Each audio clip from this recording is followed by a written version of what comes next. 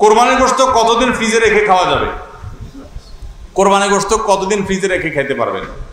ভাইরা আমার, এটার কোনো লিমিটেশন নাই। এটা নির্ভর করবে আপনার রুচির উপরে। এটা নির্ভর করবে যে আপনি কতদিন রেখে নিজে খেতে চাচ্ছেন বা এটা কতদিন ভালো থাকে তার উপরে।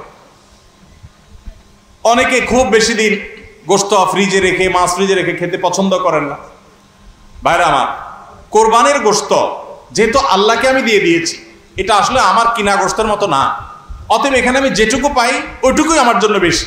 এই মানসিকতা থাকলে তাহলে গোশতের মধ্যে লাভ লস আর হিসাব করার মানসিকতা আমাদের থাকবে না। কোরবানির পশুর গোশত বেশিরভাগই দান করে দিবেন। আপনি 3 ভাগের 1 ভাগ দান করলেন, 1 ভাগ আত্মীয় স্বজনকে খাওয়ালেন, আরেক ভাগ আপনি রেখে দিলেন। এটা হলো মুস্তাহাব, কিন্তু এটা জরুরি না। কেউ যদি বেশিরভাগও রেখে দেয় তার কোরবানি হয়ে যাবে। উদ্দেশ্য যদি আল্লাহকে খুশি করা হয়, গোশতটা যদি মূল উদ্দেশ্য না হয়। কারোর উদ্দেশ্য হতে পারে যে আমি রেখে দিয়ে পরে আস্তে আস্তে আল্লাহর রাস্তায় মানুষকে দিব, গরিব দুঃখীদেরকে রান্না করে খাওয়াবো, নিজেরাও খাবো, তো আলহামদুলিল্লাহ তিনি রাখতে পারেন। এটার কোনো লিমিটেশন নাই যে কোরবানি গোশত এতদিনে বেশি রাখা যায় না, এমন কোনো কথা নাই। কোন কোন পশু দ্বারা কোরবানি করা জায়েজ? কোন কোন পশু দ্বারা কোরবানি করা জায়েজ ভাই? এটার উত্তর হলো, কোরবানি করা যাবে ওট দিয়ে, যদি ওটের বয়স হয় 5 বছর। কয় বছর? 5 বছর বয়সী ওট। আর গরু দিয়ে কোরবানি করা যাবে, মহিষ দিয়েও করা যাবে, যদি গরু মহিষের বয়স হয় 2 বছর। আর ছাগল দিয়ে, ভেড়া এবং দুম্বা দিয়ে কোরবানি করা যাবে যদি এগুলোর বয়স হয় 1 বছর। তাহলে 3 ক্যাটাগরির পশু, ওট আর গরু মহিষ এবং ছাগল ভেড়া দুম্বা, এই 3 ক্যাটাগরির পশু দিয়ে কোরবানি করা জায়েজ আছে।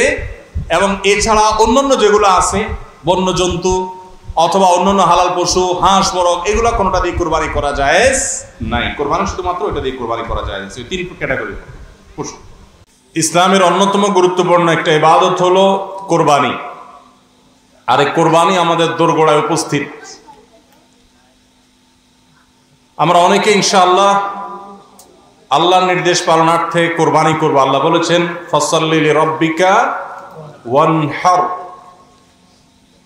তুমি তোমার রবের নির্দেশে সালাত আদায় করো এবং কোরবানি করো।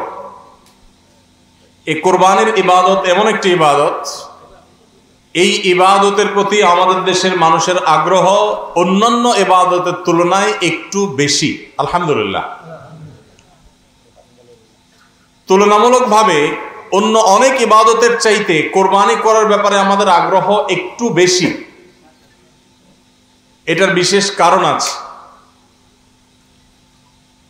অন্যতম বড় যে কারণ সেটি হলো যে এটাকে আমরা উৎসব এবং কালচার হিসেবে নিয়েছি। সন্দেহ নেই এটা উৎসব, সন্দেহ নেই এটি কালচার, কিন্তু এটার প্রধান উদ্দেশ্য যদি ইবাদত না হয় তাহলে সেই আমল, সেই ইবাদতের, সেই ভালো কাজের বিনিময় আল্লাহর কাছে আশা করা যাবে না।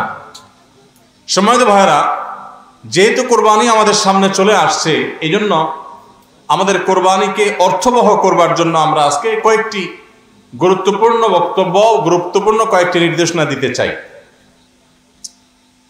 প্রথম কথা হলো যে আমাদের কোরবানির উদ্দেশ্য যদি হয় ফ্রেশ গোশত আহরণ করা, আমাদের কোরবানির উদ্দেশ্য যদি হয় সমাজের মানুষের সামনে নিজের ইজ্জত রক্ষা করা, প্রতি বছর কোরবানি দেই, এবছর না দিলে মানুষ কি বলবে, বাচ্চারা কার মুখের দিকে চেয়ে থাকবে, আত্মীয় স্বজন, নতুন আত্মীয় স্বজন কি মনে করবে, এ সকল উদ্দেশ্য যদি আমাদের কোরবানির পেছনে কাজ করে তাহলে সেই কোরবানি আল্লাহর কাছে মাকবুল বা গ্রহণযোগ্য কোনো কোরবানি হবে না। কোরবানি প্রসঙ্গে আল্লাহ রাব্বুল আলামিন বলেছেন, ইন্নামা ইয়াতাকাব্বালুল্লাহু মিনাল মুত্তাকিন, আল্লাহ তাআলা শুধুমাত্র মুত্তাকিদের ত্যাগ, তাদের উৎসর্গ, তাদের কোরবানি, তাদের স্যাক্রিফাইস, এটা আল্লাহ তাআলা কবুল করবেন। অতএব যাদের ভিতরে তাকওয়া নাই তাদেরটা আল্লাহ তাআলা গ্রহণ করবেন না, কবুল করবেন না। আমরা যে আয়াত পড়েছি সেই আয়াতও দেখেছি, আল্লাহ রাব্বুল আলামিন ইরশাদ করেছেন যে আমাদের কোরবানির রক্ত, আমাদের কোরবানির পশুর গোশত, এর কিছুই কি আল্লাহর কাছে যায়? কিছুই আল্লাহর কাছে যায় না। অন্য সব ইবাদত, আর্থিক ইবাদত, এটার ফিডব্যাক আমাদের কাছে আসে না সাধারণত। আমরা যখন দান সাদাকা করি, দান সাদাকা করলে ওইটা কি নিজে খাওয়া যায়? যখন দান করি, সদকা করি, তখন এটা আল্লাহর তরফ থেকে গরিবদেরকে দিয়ে দিতে হয়, নিজে খাওয়া যায় না। কোরবানি এমন একটা ইবাদত যে আমরা কোরবানি করার সময় বললাম বিসমিল্লাহ আল্লাহু আকবার, আল্লাহুম্মা লাকা মিনকা ওয়া লাক, আল্লাহ আপনার পক্ষ থেকে পেলাম এবং আপনার উদ্দেশ্যেই কোরবানি করলাম বলতেছি। তো আল্লাহর উদ্দেশ্যে দিয়ে দেওয়ার পর নিয়ম হলো আল্লাহর বান্দাদের মধ্যে গরিব যারা, দুঃখী যারা, তাদেরকে দিয়ে দিব। এটাই তো সাদাকার নিয়ম, দানের নিয়ম। কিন্তু কোরবানি এমন একটা ইবাদত যে ইবাদত আমি আল্লাহর উদ্দেশ্যে করলাম, আল্লাহকে খুশি করার জন্য জবে করলাম, কিন্তু গোশতটা আবার আল্লাহ আমাকে খাওয়ার অনুমতি দিয়েছেন। এটা অন্য ইবাদতে নাই।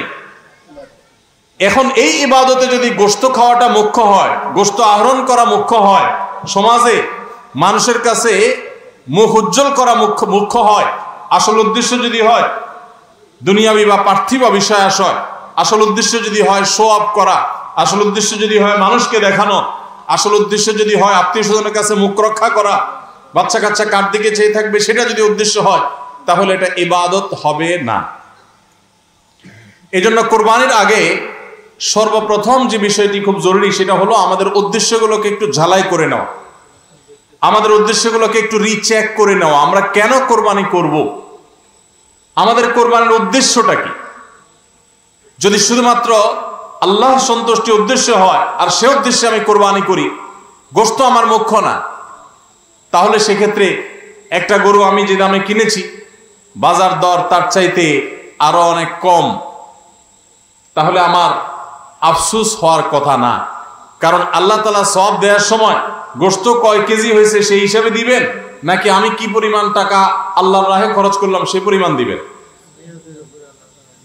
আমার খরচ করা টাকা আল্লাহর উদ্দেশ্যে যদি এটা নিয়োগ করে থাকে, তাহলে 1 লক্ষ টাকার গরু আপনি কোরবানি দিচ্ছেন, নিয়ত যদি সহি হয়, বিশুদ্ধ হয়, দুনিয়াবি কোনো ধান্দা যদি না থাকে, তাহলে আল্লাহ তাআলা সওয়াব কি 1 লক্ষ টাকার দিবেন, নাকি ওই গরুটার দাম বাজারে 80,000, আপনি কিনছেন 1 লাখ, তাহলে আল্লাহ বলবেন না তুমি কেন বেশি দিয়ে কিনছো, ওইটার দায়িত্ব তোমার, আমি 80,000 সওয়াব দেব? এমন হবে?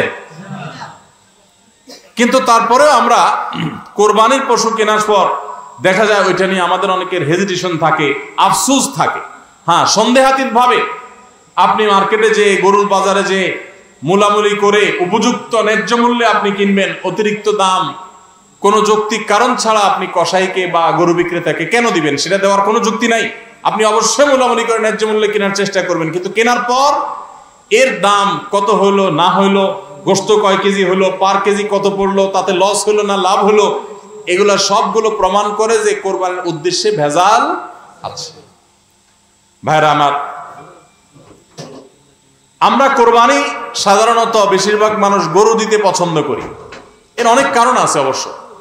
আমাদের দেশে ছাগল উৎপাদন হয় খুব কম, নানা কারণে ছাগল উৎপাদনের জন্য আমাদের এই দেশ, পৃথিবীর অনেক দেশে ছাগল অনেক বেশি উৎপাদন করা যায়। বৃষ্টি বাদল এবং ঝড় তুফানের দেশে ছাগল উৎপাদন করা নানা কারণে কঠিন, যার কারণে গরু উৎপাদন বেশি হয়, আমরা গরু কোরবানি বেশি করি। এটা দোষের কিছু না, বরং এটা স্বাভাবিক। কিন্তু আমাদের অনেকের হয়তো গরু কোরবানি করার মতো সাধ্য নেই, ছাগল কোরবানি করার সাধ্য আছে। তারপরও দেখা যায় হাওলাত বরাত করে হলেও গরু কোরবানি দেই। কেন? কারণ ছাগল কোরবানি দিলে আশেপাশে মানুষ কি বলবে? এরকম জিনিস আমাদের মধ্যে আছে না নেই?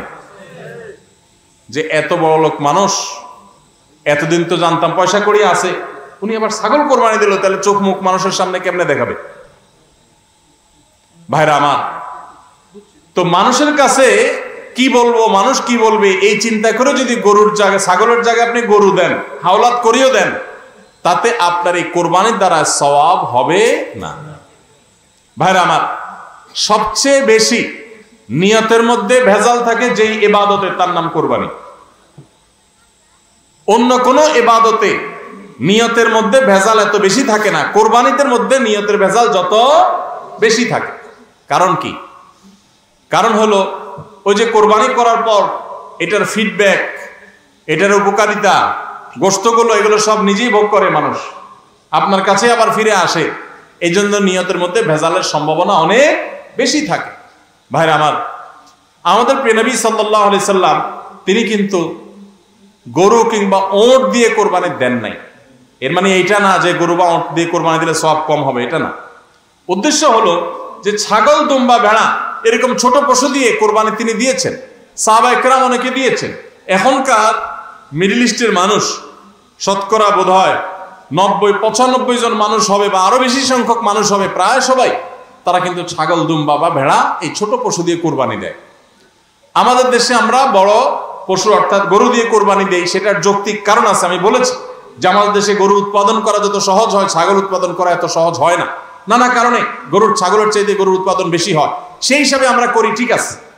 কিন্তু যদি উদ্দেশ্য হয় বড় পশু কোরবানি করে আমি বড় কোরবানি দাতা জাহির করব নিজেকে, তাহলে এর মাধ্যমে সওয়াব হওয়া তো দূরের কথা, মানুষ দেখানো ইবাদত করার কারণে শিরকে আসগরের গুনাহ হওয়ার আশঙ্কা আছে।